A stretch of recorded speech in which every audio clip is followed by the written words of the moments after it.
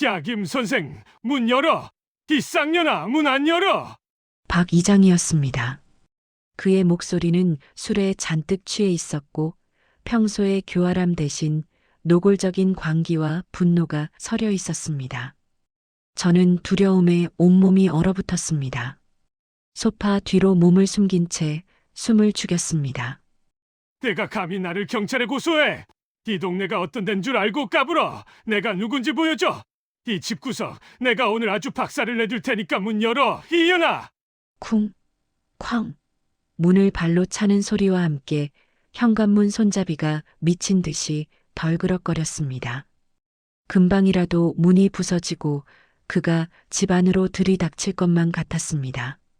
그날 밤 저는 도망쳤습니다. 평생의 꿈을 바쳐 지은 그 집에서 마치 흉가에서 달아나는 어린아이처럼 겁에 질린 채 야반도주를 했습니다. 칠흑 같은 어둠 속을 가르는 자동차 헤드라이트 불빛만이 제 유일한 길잡이였습니다. 백미러 속으로 점점 작아지는 집의 실루엣을 보며 저는 울지 않았습니다. 다만 제 인생의 한 페이지가 그렇게 허무하게 찢어져 나간다는 사실을 그저 덤덤히 받아들일 뿐이었습니다. 모든 것이 완벽하다고 믿었던 그곳에서의 생활이 불과 1년 만에 악몽으로 변해버린 이유를 지금부터 조용히 이야기해보고자 합니다. 모든 것의 시작은 남편을 떠나보내고 30년간 몸담았던 교직을 명예퇴직한 2년 전 봄이었습니다.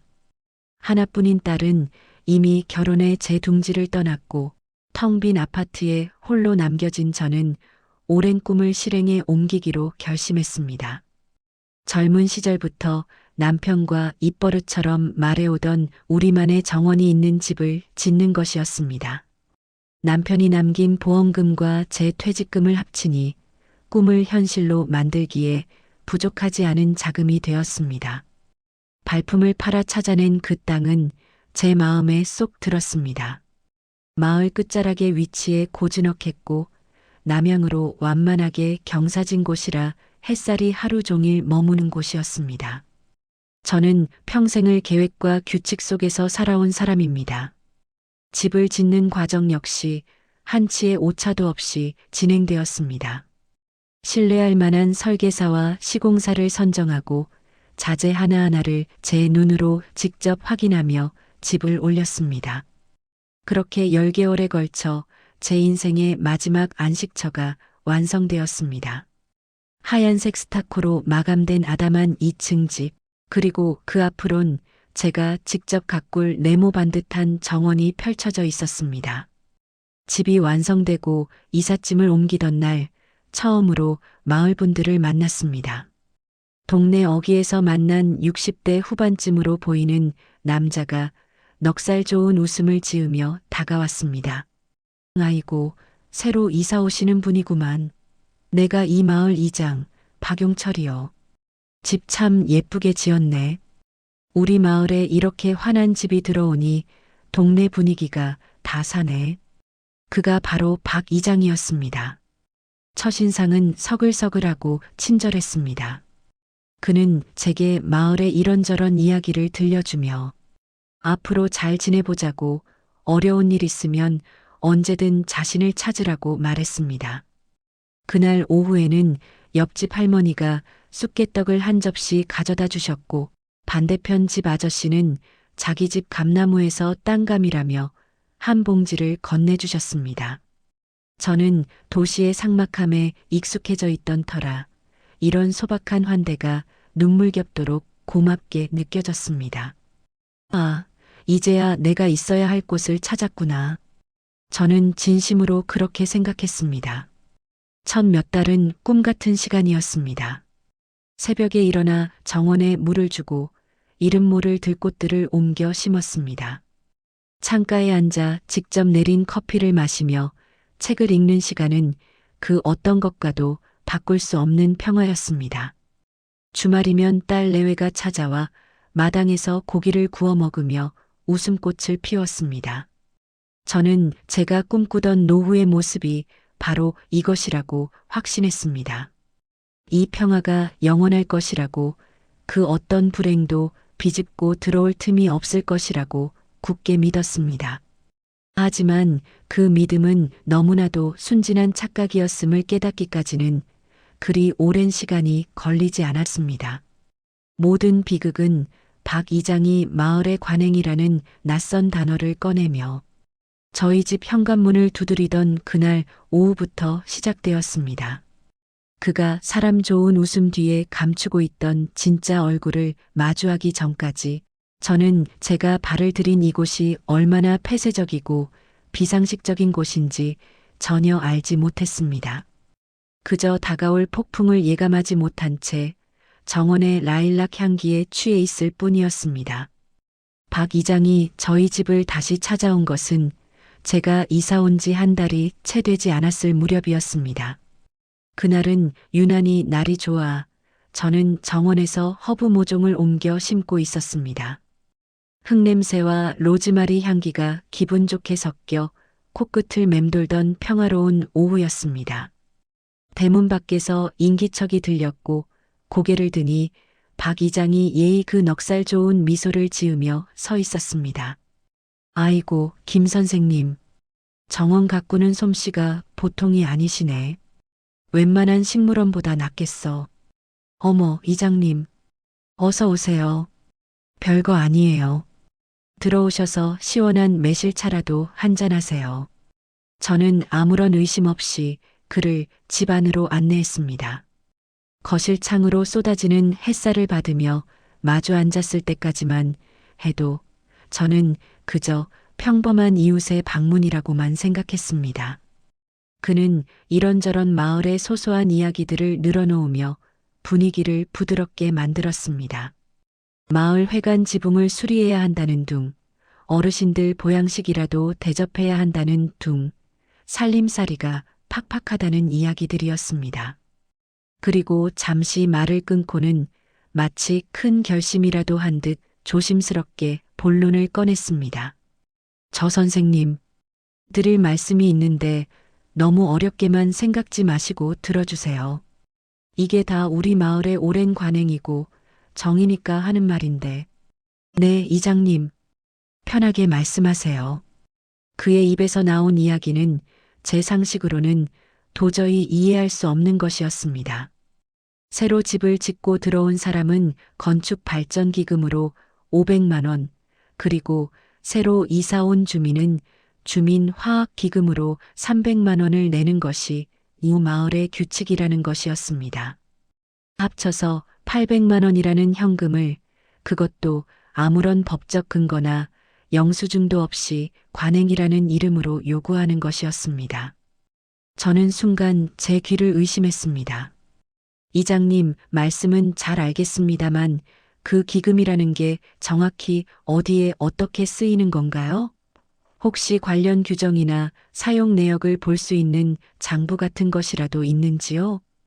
평생을 논리와 합리로 살아온 저로서는 당연한 질문이었습니다. 하지만 그 질문이 박 이장의 심기를 건드린 모양이었습니다. 그의 얼굴에서 사람 좋던 미소가 순식간에 사라지고 대신 딱딱하게 굳은 표정이 드러났습니다. 규정? 장부? 아이고, 선생님. 여긴 도시가 아니에요. 시골 인심이라는 게 그런 식으로 따박따박 따지고 드는 게 아닙니다. 다들 이렇게 십시일반해서 길도 고치고 회관 난방비도 내고 동네 대소사 챙기는 겁니다. 그걸 뭘 일일이 장부에 적고 보고하고 그럽니까? 그냥 서로 믿고 하는 거지. 믿음도 중요하지만 이렇게 큰 돈이 오가는 일은 투명해야 한다고 생각합니다. 저도 마을의 일원으로서 발전에 기여하고 싶은 마음은 충분합니다. 하지만 이렇게 기준도 내역도 불분명한 돈을 선뜻 내기는 어렵습니다. 정식으로 마을 총회를 열어 안건으로 상정하고 투명하게 회계를 처리하신다면 저도 기꺼이 동참하겠습니다. 제 대답은 단호하고 명확했습니다. 돈을 내지 않겠다는 것이 아니라 절차와 원칙을 지켜달라는 정당한 요구였습니다. 하지만 박 이장에게 그 말은 거절이자 도전으로 받아들여진 듯 했습니다. 그는 더 이상 아무 말도 하지 않고 자리에서 일어났습니다. 도시에서 오래 살아서 그런가 정이라는 걸 영 모르시는구만. 알겠습니다. 선생님 뜻이 그렇다면야 뭐. 나중에 후회나 하지 마쇼. 그는 그 말을 남기고 횡하니 집을 나가버렸습니다. 현관문이 닫히는 소리가 유난히 차갑게 거실을 울렸습니다. 저는 잠시 멍하니 앉아 있었습니다. 방금 전까지의 평화로운 공기는 온데간데없고 서늘하고 불길한 기운만이 집안을 감돌았습니다. 그날 이후 모든 것이 미묘하게 달라지기 시작했습니다. 길에서 마주치는 마을 사람들의 눈인사가 줄어들었고 제게 쑥개떡을 가져다 주던 옆집 할머니는 저를 보고도 못 본 척 고개를 돌렸습니다.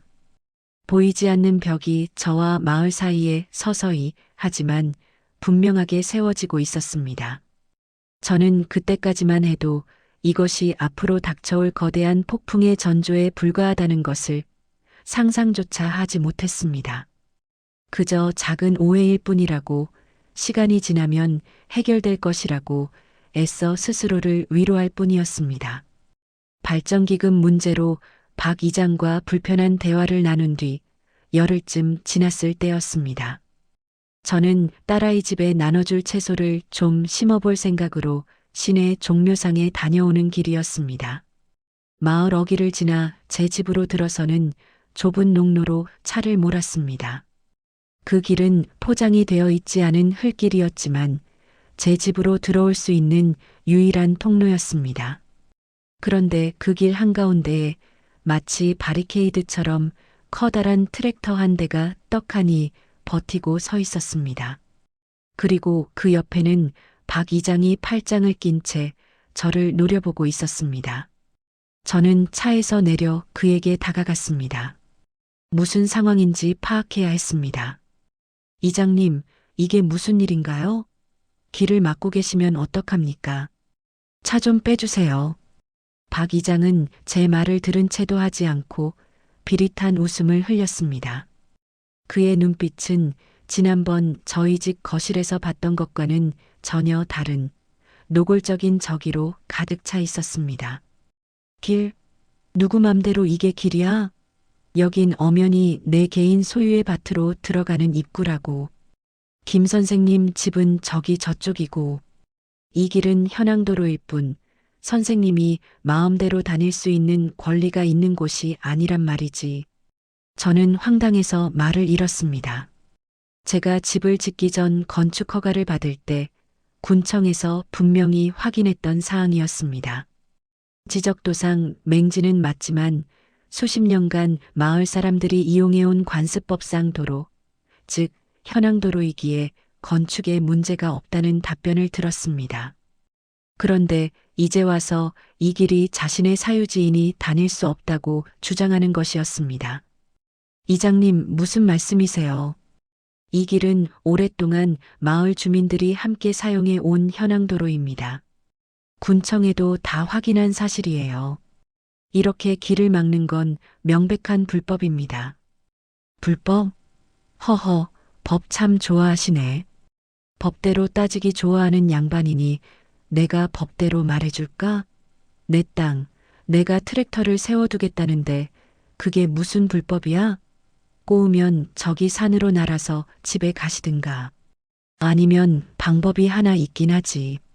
무슨 방법 말입니까? 사람이 정이 있으면 통행료라도 좀 내고 다녀야 하는 거 아니겠어? 남의 땅을 공짜로 밟고 다니려고 하니 도둑놈 신보지. 이 길 편하게 쓰고 싶으면 마을 발전에 좀 기여를 하시라고. 내가 말한 관행 있잖소. 그의 의도는 명백했습니다. 발전기금을 내지 않은 것에 대한 보복이자 돈을 받아내기 위한 비열한 압박이었습니다. 평생을 교단에서 학생들에게 정직과 상식을 가르쳐온 저로서는 도저히 받아들일 수 없는 부당함이었습니다.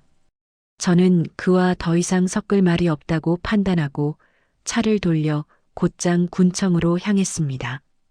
분노로 손이 떨렸지만 이성적으로 대처해야 한다고 스스로를 다독였습니다. 법과 상식이 살아있다면 이런 무도한 행위는 바로잡힐 것이라고 믿었습니다. 하지만 군청 담당 공무원의 반응은 제 기대를 무참히 짓밟았습니다. 민원 창구에 앉은 젊은 직원은 제 이야기를 건성으로 듣는 듯 하더니 귀찮다는 표정으로 입을 열었습니다. 아이고, 사모님. 그런 문제는 저희가 직접 개입하기가 좀 그렇습니다. 마을 분들끼리의 일은 가급적 당사자들끼리 원만하게 해결하시는 게 제일 좋고요. 특히나 그게 또 이장님 땅 문제랑 얽혀 있으면 더 복잡해서요. 원만하게요? 길을 막고 돈을 요구하는데 어떻게 원만하게 해결을 합니까? 이건 개인 간의 다툼이 아니라 명백한 불법 행위예요. 군청에서 현장에 나와서 확인하고 조치를 취해 주셔야 할 문제 아닙니까? 알겠습니다. 알겠습니다. 일단 저희가 이장님께 연락은 한번 드려볼게요. 근데 너무 기대는 마세요. 마을 일은 이장님이랑 잘 푸셔야 합니다. 저희도 그분들이랑 계속 얼굴 보고 일해야 해서요. 그의 마지막 말은 제 뒤통수를 세게 후려치는 듯 했습니다. 행정기관은 주민의 편이 아니라 마을의 권력자인 이장의 편이라는 사실을 노골적으로 드러낸 것이나 다름없었습니다. 저는 깊은 무력감에 휩싸인 채 군청을 나섰습니다.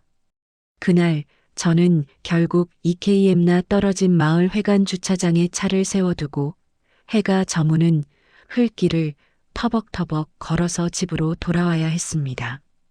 저 멀리 보이는 제 집의 창문 불빛이 마치 외딴 섬의 등대처럼 아득하게만 느껴졌습니다. 보이지 않는 벽은 이제 단단하고 거대한 성벽이 되어 저를 그 안에 가두고 서서히 숨통을 조여오기 시작했습니다. 농로가 막히는 일은 그 후로도 간헐적으로 계속되었습니다. 박 이장은 마치 사냥감을 길들이듯 제가 시내에 나가려 할 때마다 교묘하게 길을 막았다가 군청에 신고라도 할라치면 슬그머니 트랙터를 빼놓곤 했습니다. 저는 매일 아침 집을 나서기 전 길 한가운데에 거대한 쇳덩어리가 버티고 있지는 않을까 하는 불안감에 창밖을 내다보는 것이 버릇이 되었습니다. 제 집은 더 이상 안식처가 아니라 언제 갇힐지 모르는 감옥처럼 느껴졌습니다.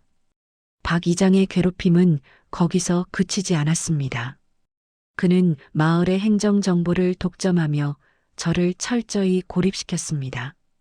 어느 날 군청에서 온 우편물을 통해 정부 지원 친환경 비료 신청 기간이 이미 일주일 전에 끝났다는 사실을 알게 되었습니다. 마을 방송이나 게시판을 통해서는 어떤 공지도 없었습니다. 나중에 알고 보니 박 이장이 자신과 가까운 몇몇 주민들에게만 개별적으로 연락해 신청을 대행해 주었던 것이었습니다. 정원을 가꾸는 것이 유일한 낙이었던 제게 그것은 작지만 아픈 타격이었습니다. 주말에 딸 민서에게서 전화가 왔습니다.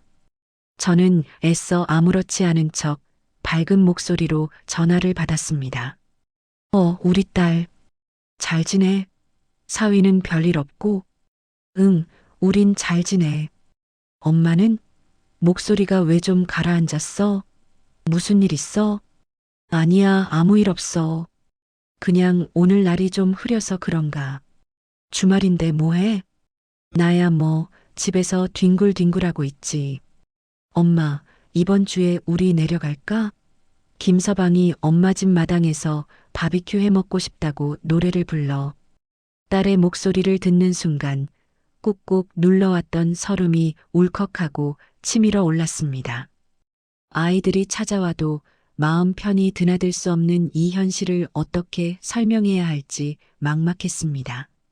차마 사실대로 말할 용기가 나지 않았습니다. 아냐. 이번 주는 그냥 너희들끼리 푹 쉬어. 내가 다음 주에 맛있는 거 싸들고 서울 한번 올라갈게. 요새 날씨도 오락가락하는데 괜히 왔다 갔다 하지 말고. 정말 괜찮아? 진짜 별일 없는 거지? 이장이라는 사람은 잘해주고? 지난번에 통화할 때 되게 좋은 분 같다고 했잖아. 그럼. 다들 잘해주시지. 걱정 말고 끊어. 엄마 정원에 잡초 좀 뽑아야겠다. 저는 서둘러 전화를 끊었습니다. 수화기를 내려놓자마자 참았던 눈물이 뺨을 타고 흘러내렸습니다. 누구에게도 말할 수 없는 이 거대한 부당함 속에 저 혼자 갇혀 있다는 사실이 사무치게 외로웠습니다. 고립은 점차 노골적으로 변해갔습니다. 하루는 마당에서 잡초를 뽑고 있는데 옆집 할머니가 밭으로 나가는 것을 보았습니다.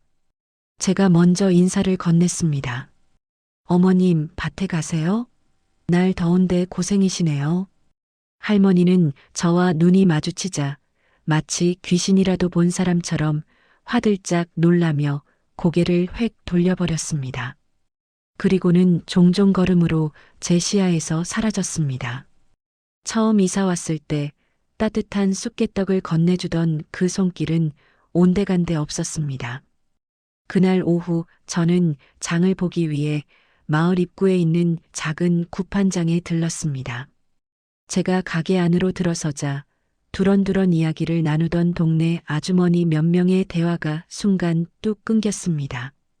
그들은 약속이라도 한 듯 저를 위아래로 훑어보더니 서로 의미심장한 눈빛을 교환하고는 밖으로 나가버렸습니다. 가게 안에는 어색한 침묵만이 흘렀습니다.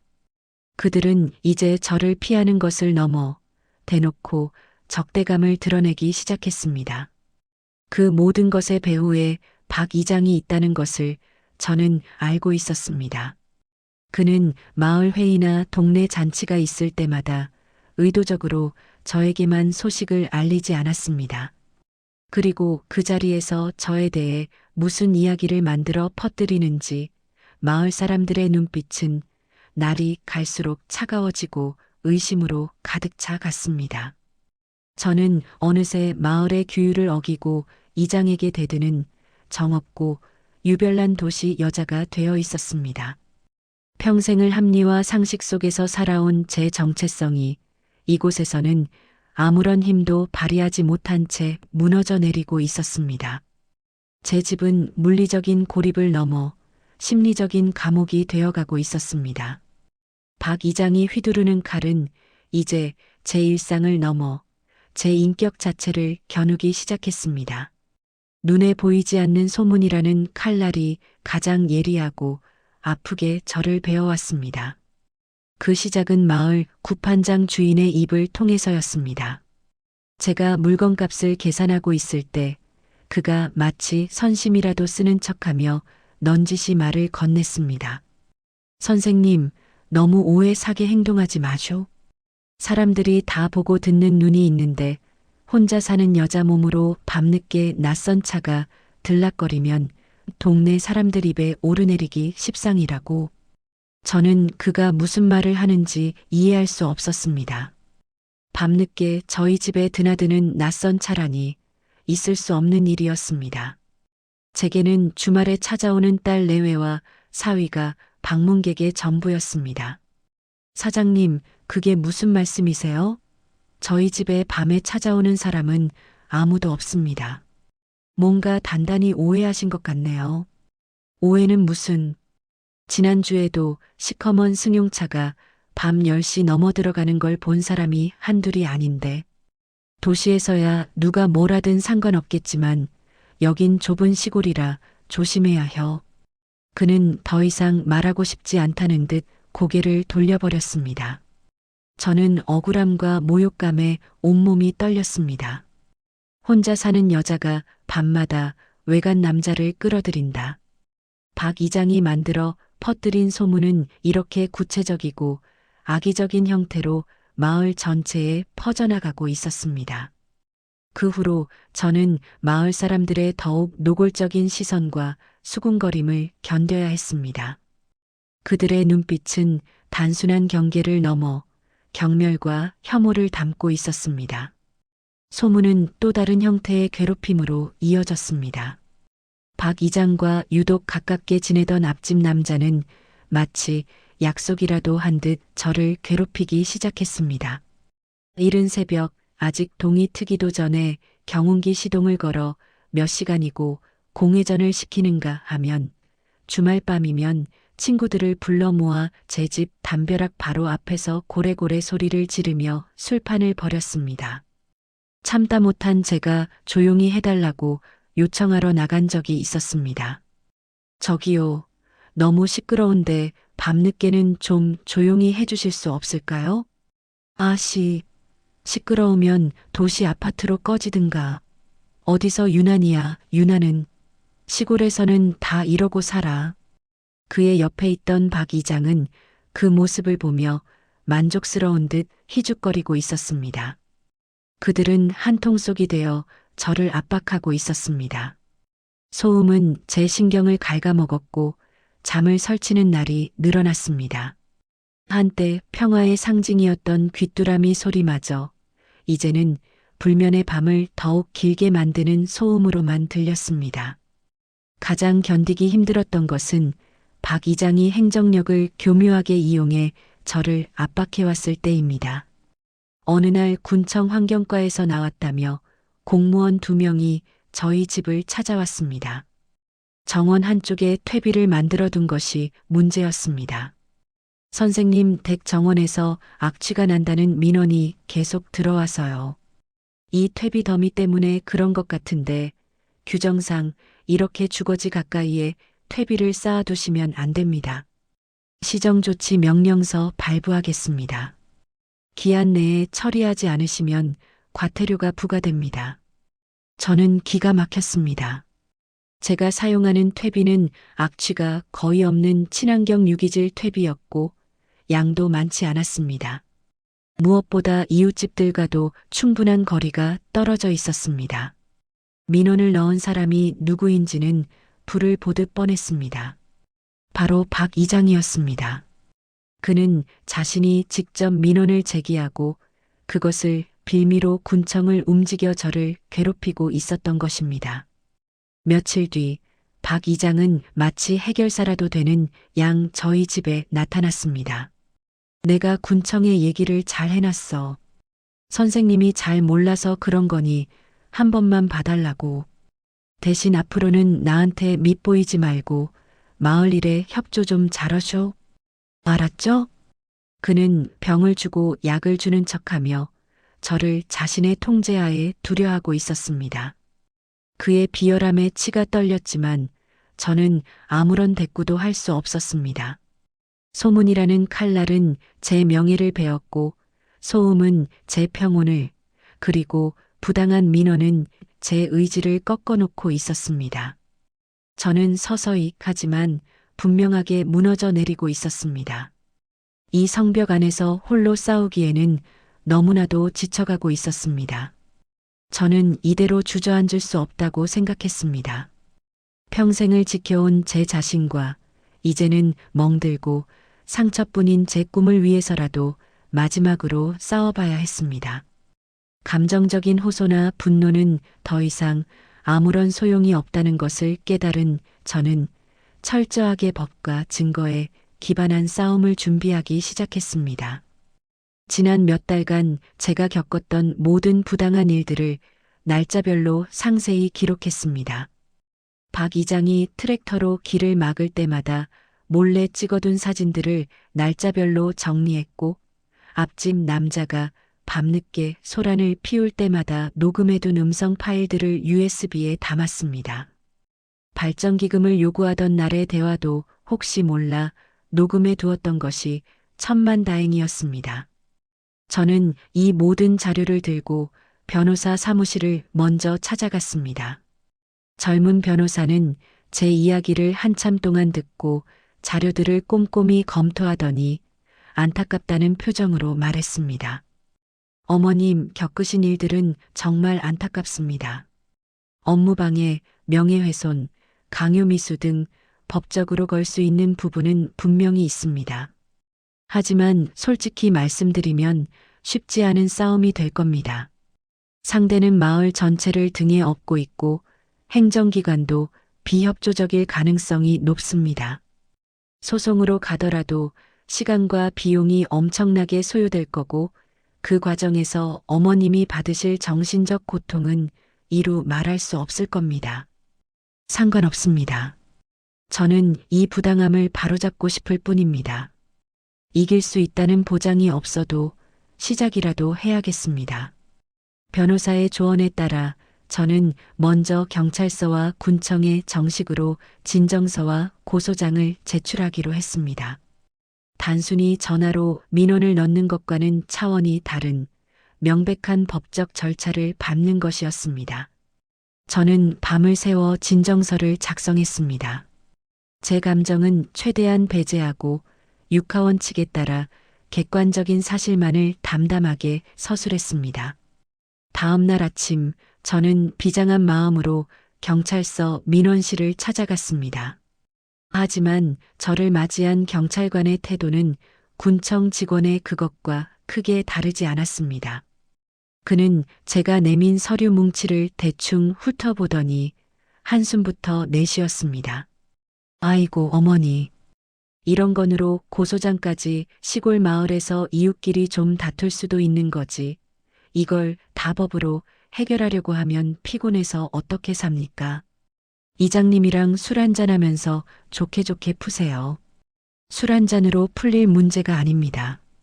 이것은 명백한 범죄 행위입니다. 녹취 파일도 있고 사진 증거도 다 있습니다. 담당 경찰관으로서 증거를 검토하고 법에 따라 수사를 진행해 주십시오. 그것이 당신의 의무 아닙니까? 제 단호한 태도에 경찰관은 마지못해 고소장을 접수했지만 그의 눈에는 유별나고 피곤한 여자라는 비난이 가득 담겨 있었습니다. 군청에 진정서를 제출했을 때도 상황은 마찬가지였습니다. 담당 팀장은 오히려 저를 나무라는 듯한 말투로 이야기했습니다. 사모님, 저희도 박 이장님 잘 압니다. 수십 년을 마을 위해서 헌신한 분이에요.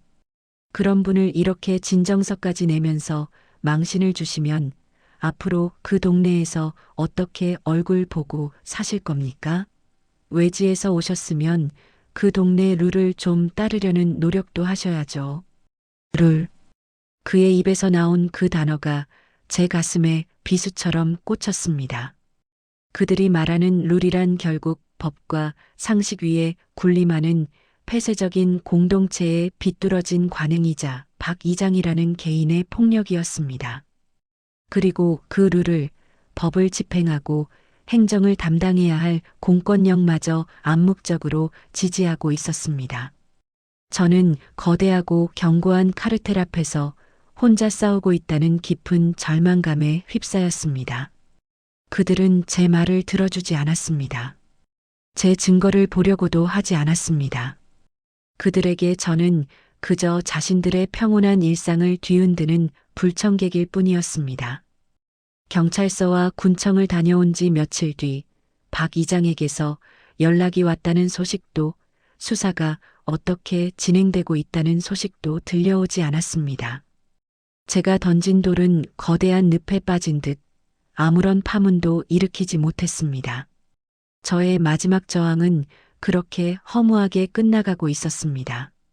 오히려 제 저항은 박 이장의 분노에 기름을 부은 격이 되고 말았습니다. 그날 밤 저는 제 인생에서 가장 끔찍한 공포를 마주하게 될 것이라고는 꿈에도 생각하지 못했습니다. 그날은 유난히 비가 많이 내리는 밤이었습니다. 창문을 때리는 거센 빗소리 때문에 집안은 더욱 고요하게 느껴졌습니다. 저는 거실 소파에 앉아 멍하니 창밖의 어둠을 바라보고 있었습니다. 경찰서와 군청에 다녀온 후 저는 모든 의욕을 잃어버린 상태였습니다. 법도 상식도 통하지 않는 이 거대한 벽 앞에서 제가 할 수 있는 일은 아무것도 없다는 무력감이 온몸을 짓눌렀습니다. 그때였습니다. 쿵, 쿵, 쿵. 마치 돌로 내려치기라도 하는 듯 현관문을 거칠게 두드리는 소리가 정적을 깨뜨렸습니다. 저는 심장이 덜컥 내려앉는 것을 느꼈습니다. 이 깊은 밤 비바람을 뚫고 저희 집을 찾아올 사람은 아무도 없었습니다. 야, 김 선생. 문 열어. 이 쌍년아, 문 안 열어. 박 이장이었습니다. 그의 목소리는 술에 잔뜩 취해 있었고 평소의 교활함 대신 노골적인 광기와 분노가 서려 있었습니다. 저는 두려움에 온몸이 얼어붙었습니다. 소파 뒤로 몸을 숨긴 채 숨을 죽였습니다. 내가 감히 나를 경찰에 고소해? 이 동네가 어떤 데인 줄 알고 까불어. 내가 누군지 보여줘? 이 집구석, 내가 오늘 아주 박살을 내줄 테니까 문 열어, 이년아. 쿵, 쾅. 문을 발로 차는 소리와 함께 현관문 손잡이가 미친 듯이 덜그럭거렸습니다. 금방이라도 문이 부서지고 그가 집 안으로 들이닥칠 것만 같았습니다. 저는 떨리는 손으로 휴대폰을 집어들어 112에 신고했습니다. 제 목소리가 제대로 나오지 않았습니다. 여기 누가 문을 부수고 들어오려고 해요. 제발 빨리 좀 와주세요. 박 이장의 행패는 그치지 않았습니다. 그는 고래고래 욕설을 퍼부으며 집 주위를 맴돌기 시작했습니다. 거실 창문을 주먹으로 쾅쾅 내리쳤고 유리창이 금방이라도 깨질 듯 위태롭게 흔들렸습니다. 저는 거실 불을 끈 채 어둠 속에서 웅크리고 있었습니다. 평생의 꿈을 담아 지은 나의 아름다운 집이 이제는 나를 지켜주지 못하는 위태로운 유리성에 불과했습니다. 그 순간 저는 깨달았습니다. 이것은 더 이상 돈 문제나 텃세의 문제가 아니라는 것을. 이것은 명백한 생명의 위협이었습니다. 얼마나 시간이 흘렀을까 저 멀리서 희미하게 사이렌 소리가 들려왔습니다. 그 소리가 가까워지자 문 밖의 소란이 거짓말처럼 뚝 멎었습니다. 박 이장은 경찰이 도착하기 직전 어둠 속으로 사라진 것이었습니다. 잠시 후 도착한 경찰관 2명은 집 주변을 대충 둘러보더니 제게 이렇게 말했습니다. 이미 가해자는 현장에 없고요. 문이 파손되거나 하진 않았으니 일단 저희도 해드릴 수 있는 게 없네요. 일단 귀가 조치하고 내일 파출소로 오셔서 정식으로 조서 한번 꾸미시죠. 그들은 마치 늦은 밤 귀찮은 출동에 불려나온 사람처럼 무심한 표정으로 그 말만 남기고 돌아갔습니다. 저는 텅 빈 집, 칠흑 같은 어둠 속에 다시 혼자 남겨졌습니다. 공포는 사라지지 않았습니다. 오히려 더욱 거대해져 제 심장을 옥죄어 왔습니다. 박 이장은 오늘 밤 다시 돌아올 수도 있었습니다. 경찰이 돌아간 것을 확인하고 더 끔찍한 짓을 저지를지도 모를 일이었습니다. 그 순간 저는 결심했습니다. 더 이상 이곳에 머물 수 없다고. 이 집은 제게 낙원이 아니라 언제든 저를 삼켜버릴 수 있는 무덤이 될 수도 있겠다는 공포가 엄습했습니다. 제 평생의 꿈, 제 모든 것을 쏟아부은 이 낙원은 바로 오늘 밤 완전히 무너져 내렸습니다. 저는 비에 젖은 창밖을 보며 조용히 짐을 꾸리기 시작했습니다. 도망쳐야 했습니다. 이 지긋지긋한 악몽으로부터, 이 무너진 낙원으로부터 어떻게든 살아남기 위해 떠나야만 했습니다. 그날 밤 저는 결심을 행동으로 옮겼습니다. 경찰이 돌아간 뒤 저는 가장 큰 여행 가방 하나를 꺼냈습니다. 무엇을 챙겨야 할지 머릿속이 하얗게 비어버린 듯 했습니다. 평생을 모아온 책들, 남편과의 추억이 담긴 앨범, 제 손길이 닿은 모든 가구와 살림살이들, 그 어느 것 하나도 가져갈 수 없었습니다. 이곳에 쏟아부은 제 시간과 노력, 그리고 꿈의 무게가 발목을 잡는 듯 했지만 살아야 한다는 본능이 더 강하게 저를 채찍질했습니다. 저는 통장과 신분증, 갈아입을 옷 몇 가지만을 가방에 되는 대로 쑤셔 넣었습니다. 집안을 한번 둘러보았습니다. 딸과 함께 골랐던 커튼, 남편이 좋아했던 그림이 걸린 벽, 제가 아끼던 찻잔 세트가 놓인 식탁. 모든 것이 어둠 속에서 희미한 윤곽으로만 남아 마치 저와 작별 인사를 하는 듯 했습니다. 저는 불을 켜지 않았습니다. 불을 켜는 순간 이 모든 것들과 눈을 마주하면 차마 떠날 수 없을 것 같았기 때문입니다. 여행 가방 하나를 들고 저는 고양이처럼 소리 없이 현관문을 열었습니다. 비는 어느새 옅은 이슬비로 바뀌어 있었습니다. 차고로 달려가 시동을 걸었습니다. 시동이 걸리는 짧은 순간이 영원처럼 길게 느껴졌습니다. 박 이장이 어디선가 나타나 제 앞을 가로막을 것만 같은 공포에 심장이 미친 듯이 뛰었습니다. 다행히 어둠 속에서는 아무런 움직임도 없었습니다. 저는 천천히 가지만 망설임 없이 차를 몰아 그 지긋지긋한 농로를 빠져나왔습니다. 1년 전 희망을 가득 싣고 들어왔던 그 길을 이제는 절망만을 가득 안고 빠져나가고 있었습니다. 마을을 완전히 벗어나 아스팔트 도로에 접어들고 나서야 저는 처음으로 백미러를 보았습니다. 저 멀리 언덕 위에 그림자처럼 서 있는 제 집의 실루엣이 보였습니다. 어둠 속에서 빛나던 창문 불빛은 없었습니다. 그저 거대한 검은 덩어리일 뿐이었습니다. 그것을 보는 순간 눈물이 터져 나올 법도 한데 이상하게도 눈물은 나지 않았습니다. 다만 깊고 서늘한 슬픔이 온몸으로 퍼져나가는 것을 느꼈습니다. 저는 생각했습니다. 과연 무엇이 잘못된 것이었을까? 평화로운 노후를 꿈꿨던 제 소박한 욕심이 잘못이었을까?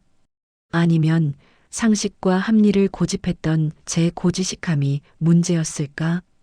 혹은 타인의 꿈을 짓밟고 자신의 왕국을 세우려 했던 한 인간의 탐욕과 그것을 묵인하고 동조한 공동체의 비겁함이 만들어낸 필연적인 비극이었을까? 정답을 알 수 없었습니다. 저는 그 길로 딸의 집으로 향했습니다. 새벽녘에 초인종을 눌렀을 때 잠옷바람으로 뛰쳐나온 딸의 얼굴을 보고 나서야 저는 참았던 울음을 터뜨렸습니다. 그날 이후 저는 다시는 그 집으로 돌아가지 않았습니다. 집은 헐값에 부동산에 내놓았지만 좋지 않은 소문이 퍼진 탓인지 아직도 팔리지 않고 있다는 소식만 간간히 전해 들을 뿐입니다. 저는 제 꿈의 폐허를 다시 마주할 용기가 없습니다. 지금까지 제 이야기를 들어주셔서 감사합니다. 이것은 제가 지난 1년간 온몸으로 겪어낸 쓰라린 실패의 기록입니다. 어쩌면 지금 이 순간에도 저와 비슷한 부당함을 겪으며 홀로 고통받고 계신 분들이 있을지 모릅니다. 저희 채널 사람 사는 이야기는 바로 그런 분들의 목소리를 담고 싶습니다. 당신의 이야기를 들려주십시오. 당신의 경험이 누군가에게는 위로가 되고 또 다른 누군가에게는 경고가 될 수 있습니다. 댓글을 통해 여러분의 사연을 남겨주시거나 채널 정보에 있는 메일로 이야기를 보내주세요. 저희는 모든 사람의 이야기에 귀를 기울이겠습니다. 구독과 좋아요를 눌러주시면 저희에게 큰 힘이 됩니다. 다음 이야기에서 다시 뵙겠습니다. 부디 여러분의 삶은 언제나 평온하시기를 진심으로 바랍니다.